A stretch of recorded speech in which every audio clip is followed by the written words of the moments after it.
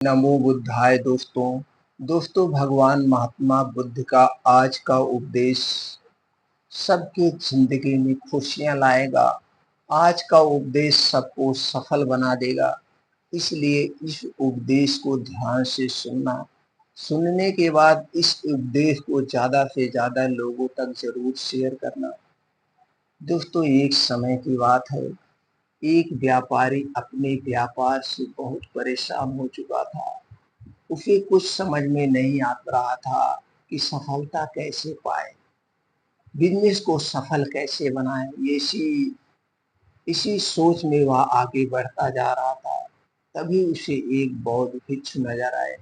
वह बौद्ध भिक्षु के पास जाता है और प्रणाम करता है, अपनी सारी समस्याएं बताता है। फिर बौद्ध भिक्षु एक पेड़ के नीचे बैठ के उस बिजनेसमैन को एक कहानी सुनाते हैं, उस व्यापारी को एक कहानी सुनाते हैं। चलिए दोस्तों, इस कहानी के माध्यम से जानते हैं हमारी सफलता का रहस्य क्या है। एक बार एक बिजनेसमैन था जिसका बिजनेस बहुत ही खराब हालात में था। यहाँ तक कि उसने अपने बिजनेस को बंद करने की ठान ली थी।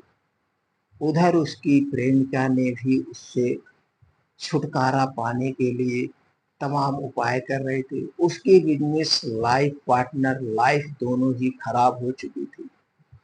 बिजनेस में उसने अपना मकान भी बेच दिया था। वह बेघर हो गया।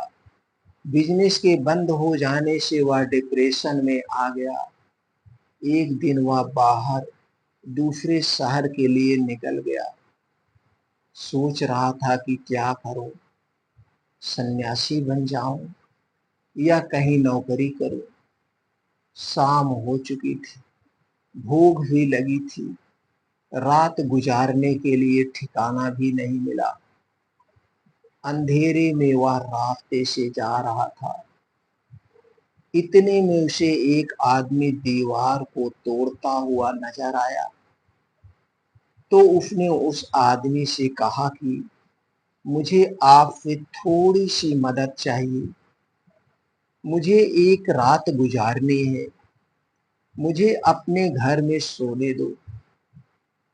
वह आदमी बोला, पागल हो क्या? यह मेरा घर नहीं है। मैं तो यहाँ चोरी करने आया हूँ। लेकिन वह चोर उसे अपने घर ले गया। चोर अच्छे दिल का निकला। वहाँ एक रात रुकने के लिए बोला था, लेकिन एक सप्ताह गुजर गया। रात को रोज चोर चोरी करने के लिए जाता और बिजनेसमैन से बस एक बात बोलकर जाता था कि आराम से सोना, लेकिन सोने से पहले ऊपर वाले का नाम जरूर लेना। रोज चोर आता तो बिजनेसमैन उससे पूछता कि आज क्या हाथ लगा। चोर का उत्तर यही होता कि कुछ नहीं, लेकिन कल कुछ अच्छा हाथ लगेगा। लेकिन उसे कल पर भरोसा था। आज नहीं तो मैं कल जरूर सफल होगा, अपने चोरी में यही बताता था। बिजनेसमैन का पहला गुरु यही चोर था, जिसने सिखाया कि कुछ भी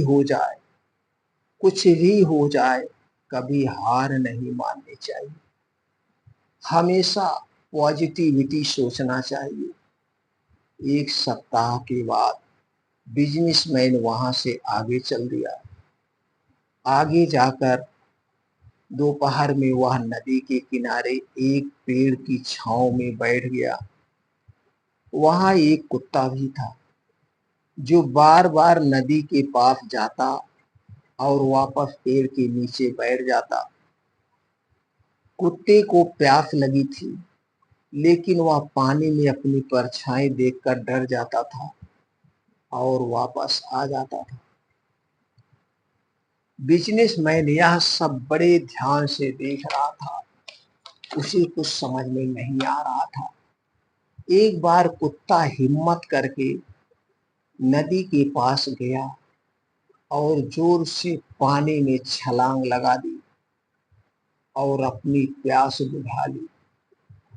बिजनेसमैन का दूसरा गुरु एक कुत्ता था, जिसने सिखाया कि सफलता पाने के लिए कुछ अधिक ऊर्जा लगाकर छलांग लगाने की जरूरत होती है। बिजनेसमैन आगे चल दिया और शाम हो गई थी। एक गांव से गुजर रहा था। रास्ते में एक बच्चा मोमबत्ती को जलाकर आगे जा रहा था। एक बच्चा हाथ में मोमबत्ती लिए जलाकर आगे जा रहा था। बिजनेसमैन ने सोचा कि बच्चे के साथ कुछ मस्ती की जाए, कुछ मजाक किया जाए। तो उसने बच्चे से पूछा कि बेटा, एक बात बताओ, ये जो मोमबत्ती से जो उजाला हो रहा है, मोमबत्ती से जो उजाला हो रहा है, ये कहाँ से आता है, ये कहाँ रहता है? बच्चे को बड़ा अजीब सवाल लगा। थोड़ी देर सोचने के बाद बच्चे ने मोमबत्ती को बुझा दिया और बोला कि जहां से अब उजाला चला गया, यहाँ से अब उजाला चला गया, वहीं से आता था।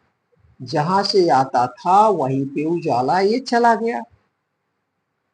बिजनेसमैन का तीसरा गुरु ये बच्चा ही था, जिसने यह सिखाया कि कभी भी अपने आप को सर्वबुद्धिमान मत समझो।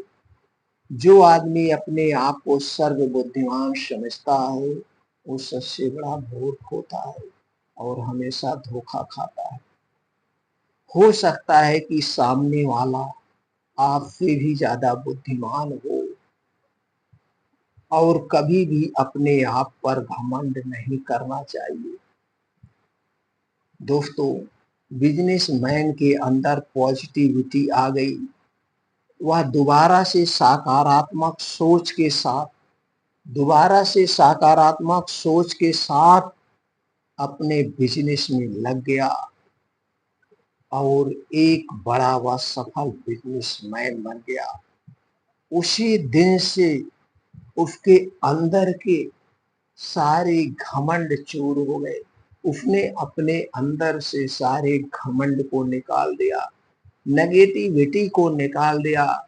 उसी दिन से वह पॉजिटिविटी लाने लगा, हमेशा पॉजिटिव सोचने लगा और इसी के साथ साथ वह डेली ध्यान करने लगा।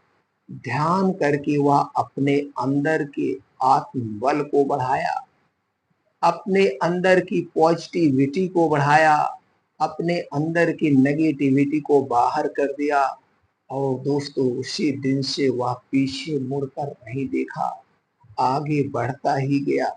दोस्तों, हमें हमेशा सकारात्मक सोचना चाहिए, वह कभी घमंड नहीं करना चाहिए।